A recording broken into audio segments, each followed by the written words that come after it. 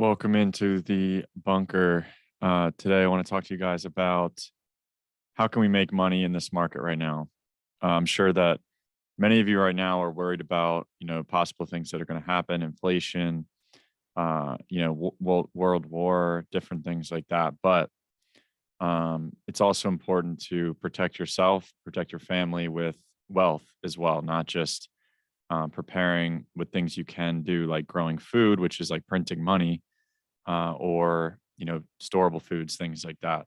So what I wanted to do is just kind of dive into the charts, do an overview of everything from Ethereum, Bitcoin, gold miners. We can look at gold, silver, platinum.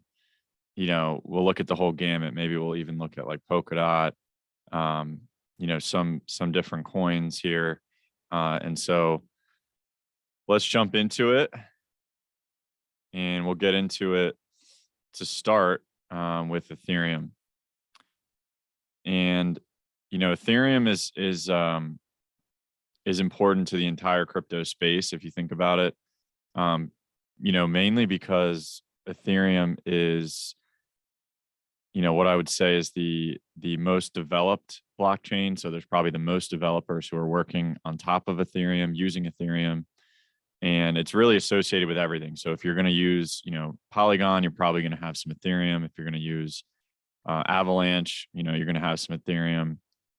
Maybe not Solana as much, but I think Polkadot, the original creator of the code of Ethereum is with Polkadot. And so I think same with Cardano was originally, Hoskinson was part of Ethereum. So it's a big part of the crypto space. So it's one that we really, I think, can look at as a general sentiment of what's happening here in crypto.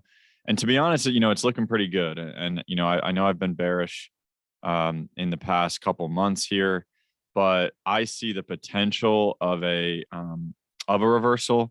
I also see the potential of a rejection here. As we can see, this is a pretty important trend line that we just were rejected from here. And so we sort of can take some a trend line of having this, and then having this, and we're getting rejected here multiple times. We obviously broke through. We had this massive reversal candle here that you can see, and then we see this downtrend. So I look at it on the weekly. There's some key levels here that I would say around 30, 45 or so. You can see we have a lot of touch points through here as well as here. And in my opinion, this is sort of forming like a bear pennant here. So we can see, many of these bear pennants that have actually played out for Ethereum so far. We had one here, here, and see they all broke through the bottom. Now this is sort of a bigger version of that. But we do see, I think, the potential that it's trying to break through this top part a little bit, almost equal to the fact that it's trying to break the bottom. So this is a really key point here for Ethereum. I highlighted the fact also on the bearish side that we did have a reversal candle here. And we don't normally see these type of reversal candles on the daily for Ethereum. And really on the weekly either. Like I showed that, reversal candle before. This is what it looked like right before we had, this was the top. Basically, this was the top of Ethereum for this cycle potentially. I think we would agree on that, that was the top for this particular cycle. And I can just show you the comparison real quick here on the weekly for the top here. And you can see that it's like the same exact candle that we just had on the daily. It's called a Gravestone Doji, and it usually signals a reversal. So I would say if we close below, sort of where this closed here, like around 31, and we're right around there. If it closes in the red, I would say that's no good. It might actually be trying to make this support, which is the 50 EMA, SMA, I believe. And so we do see the 200 SMA up here at 3,500. I do believe if we broke above these levels, we would get up to this 200. And that's where we would really see, are we going to get rejected like we did here on the 200, which is usually the sign of a bear market. We would want to rally up and then come above and then test this, and then we can go. I also do see the potential of a, really bullish, what I would call a complacency leg, where we would see Ethereum rally up to this trend line, which we still haven't touched. This is pretty important because obviously this is sort of what we look at as for a complacency leg. We did see that here. And then, so that's a very key trend line there. And that's around 43.50 or so. And so, and I guess on the daily, I also want to look at 2018 and compare it. We do have a candle that does look, this is literally like the only candle I could find that was close to that reversal that we just saw, the Gravestone Doji. So I circled it right there. We do see that in this rally, and then we had a dip, a rally back, couldn't break that, and then we really crashed down. This was like the big crash that happened as part of that bear market. Not saying that this will happen exactly, but it is sort of similar in terms of having a rally, people getting bullish again, and then who knows? I mean, this was an epic fake out here that happened when it crashed down. People thought, oh, it's going to keep going, and then it reversed, and then it went down. I could see something like that as well playing out. We'll keep an eye on it. Let's take a look at Bitcoin, and this will be nice because we can draw some fresh lines on here. Really get it going in terms of what we want to look at here for Bitcoin. And Bitcoin is right again at the top of this 44K range that has just been constantly testing.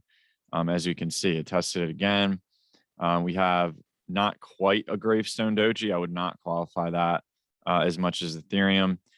This though, I might qualify as that Doji. So we'll see. It's sort of a weird pattern. It's like a flat top and sort of a flat bottom. There is a little bit of a higher low there.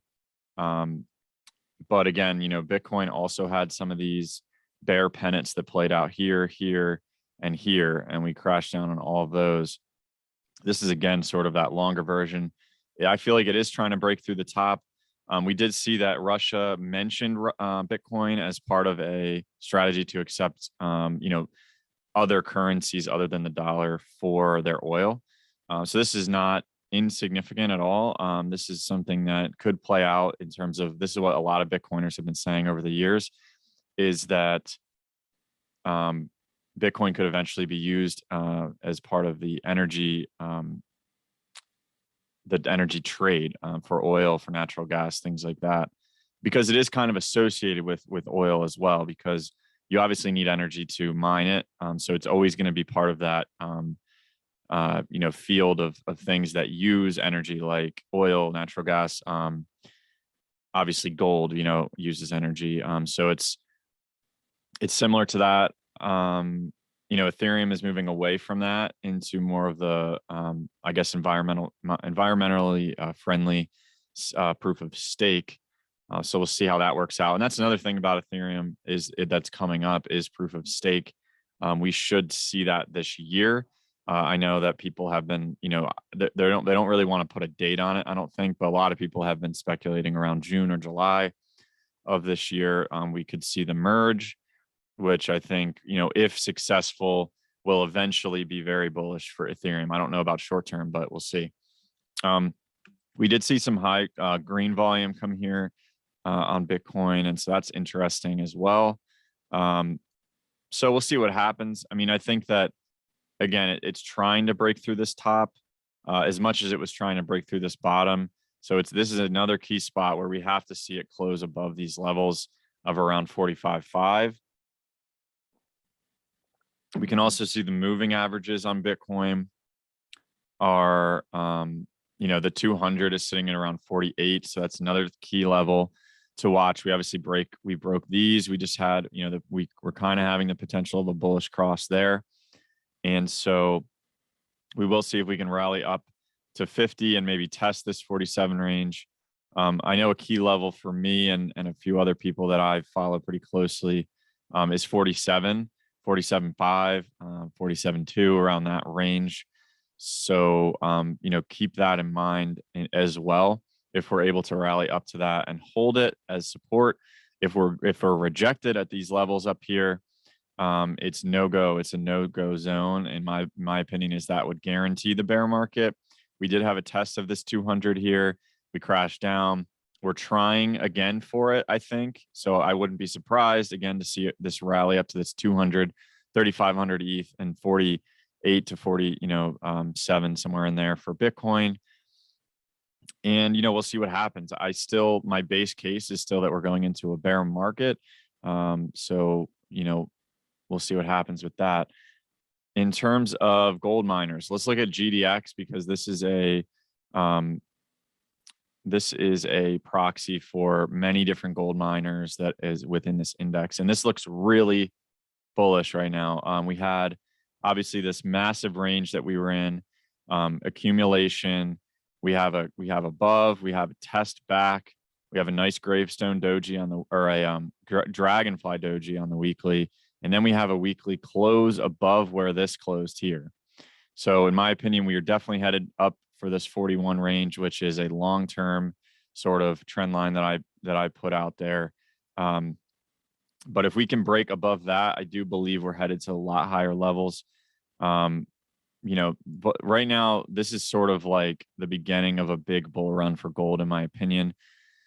Some people say that increased rates are going to be bad for gold, but we have to put that in context with inflation. And I do believe that inflation is unstoppable at this point with all the shortages that we're seeing across the world, all the different things with fertilizer, with chickens, with, you know, so many, you know, with wheat, with people not being able to plant corn because of the fertilizer prices. There's just so many things that I think will definitely cause food scarcity. And so that will cause food inflation. And that's the main, I think, piece of inflation that matters, right? It would be fuel and it would be, you know, food. So I think that gold will go along with those things. And I'd also think silver will as well. But real rates is basically the inflation, basically adjusted rates. So if we have 9% inflation and the rates are at, you know, the 10-year note is at 2.5%, well, you're losing 7%, you know, 6.5% or whatever on your bond by holding it through that inflationary period. And so most people will not do that. They will run to gold. They will run to potentially dollars as well. We can take a look at the DXY as well, but I do think that this is sort of a long-term interesting point. So if we look at this from the bottom here, it's interesting because this sort of shows us that there are levels that are playing out here that, you know, maybe we can look to for this rally, you know, possibly up to 78. We can also sort of, you know, like I think most will come up to the 1618, but, you know, we can also look at this shorter term from the bottoms of the 2020 range as well. And then we can stretch that down like that. And then we see that actually puts us right around where my trend line sort of pointed to, which is around 66. I do think you'll see about like a 70% gain here this year in gold miners. And so I know me personally, I'm using my retirement account to buy some of these, and I've actually been in them for a while here. So sort of just been watching it play out, and it's been really successful lately, obviously.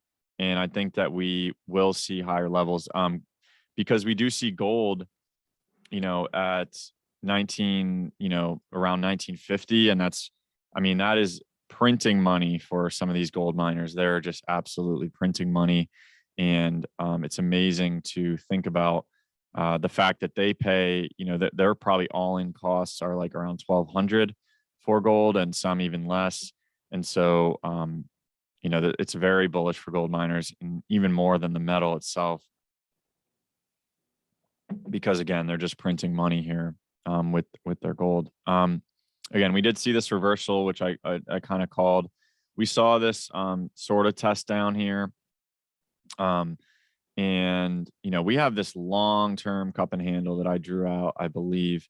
You know, and there's a lot of different levels on that people are calling for.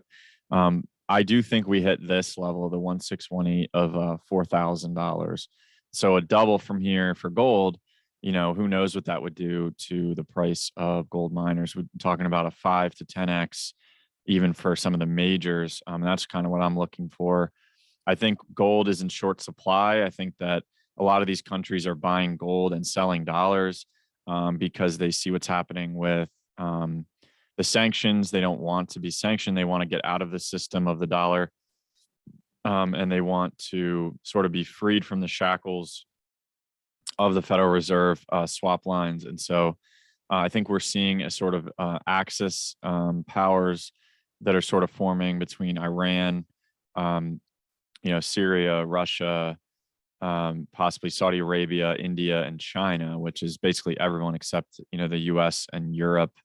And it's sort of scary to think about. But look at the volume on this. I mean, talk about like a, you know, a breakout in volume. We saw that with gold.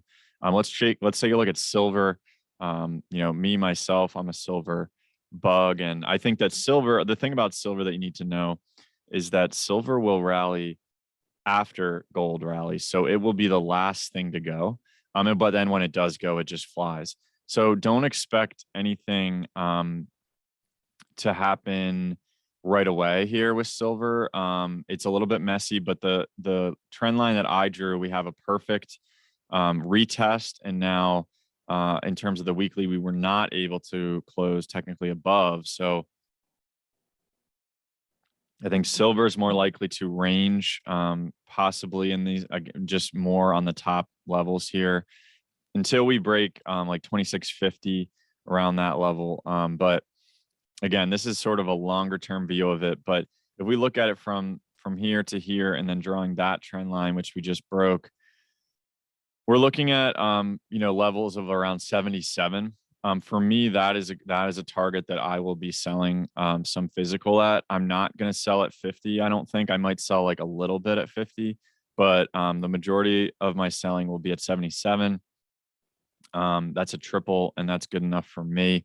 I do know that other people are looking at, you know, some of these upper levels. I do think that that's definitely possible. My long-term target for silver is around $200. I think around 2024, something like that, maybe mid 2023 if we get a quicker rally. But you have to understand that, yeah, the precious metals is not exactly like crypto, even though this chart, in my opinion, looks exactly like Ethereum did before we saw a massive 10x. So don't be surprised to see a 10x from these levels. This is a longer accumulation range.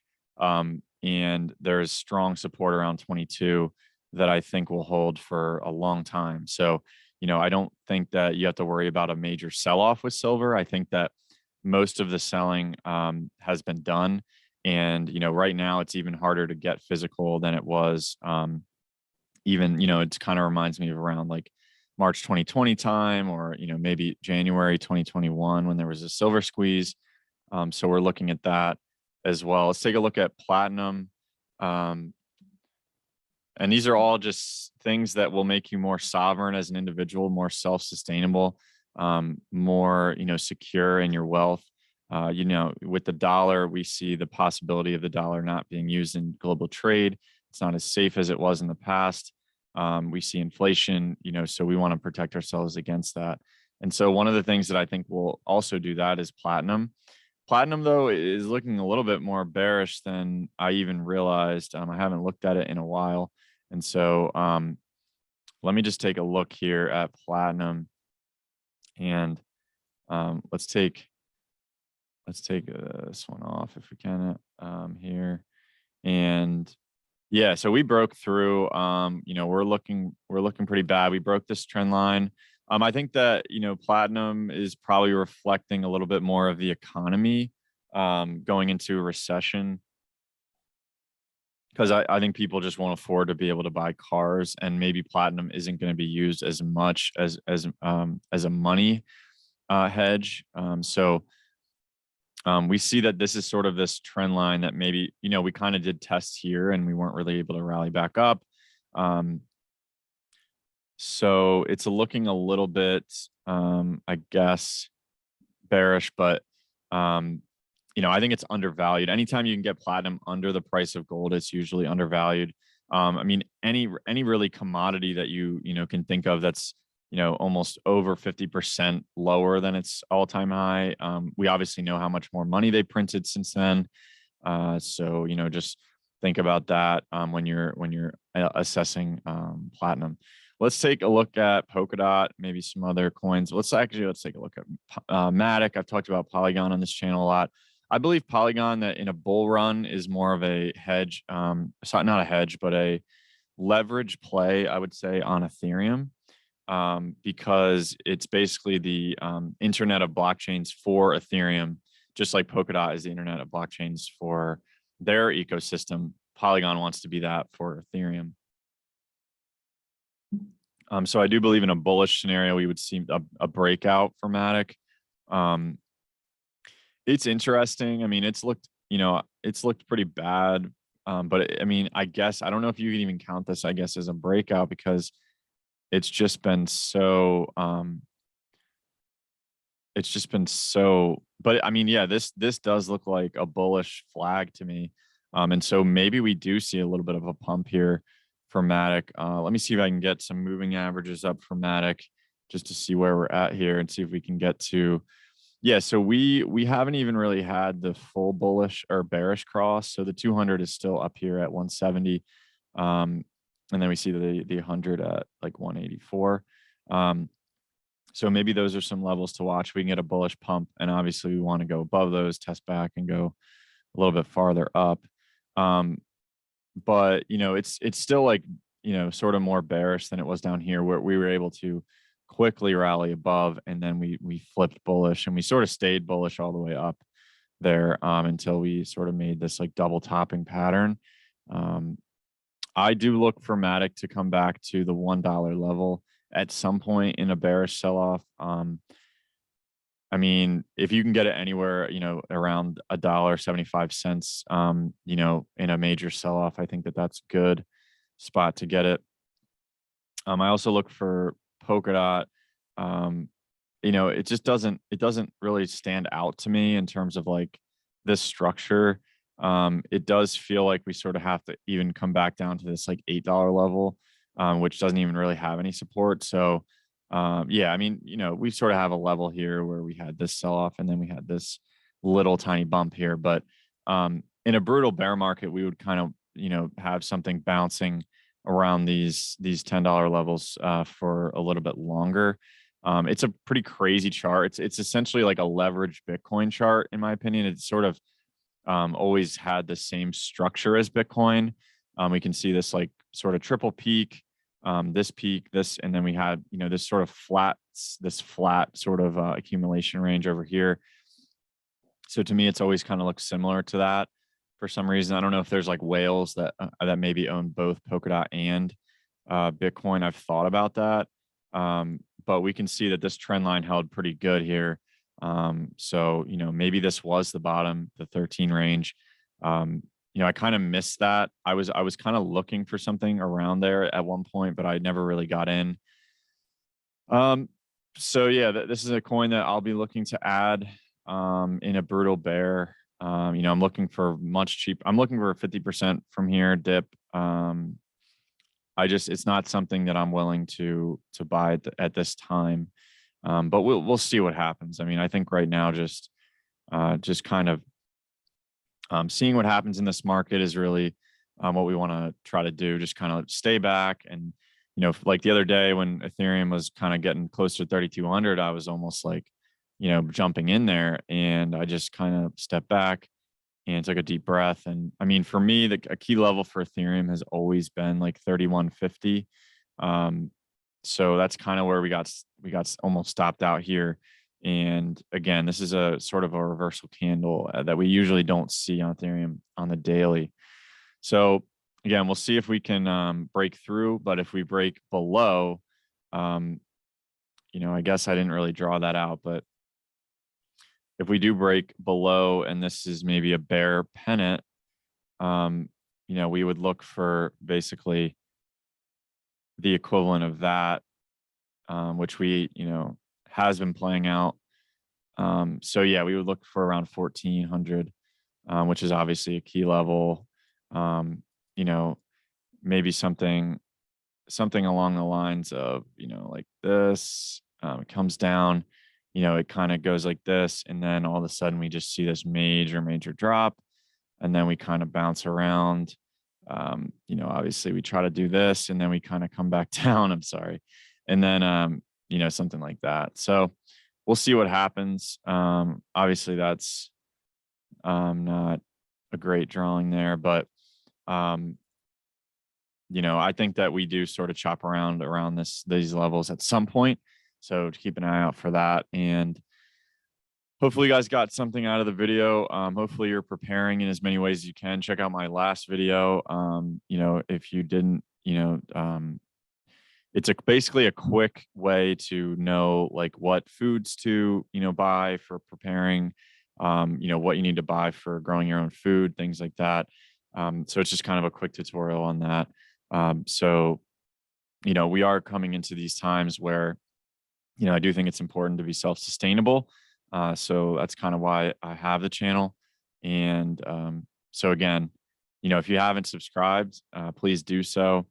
You know, please like the video, and I will see you next time. Bye-bye.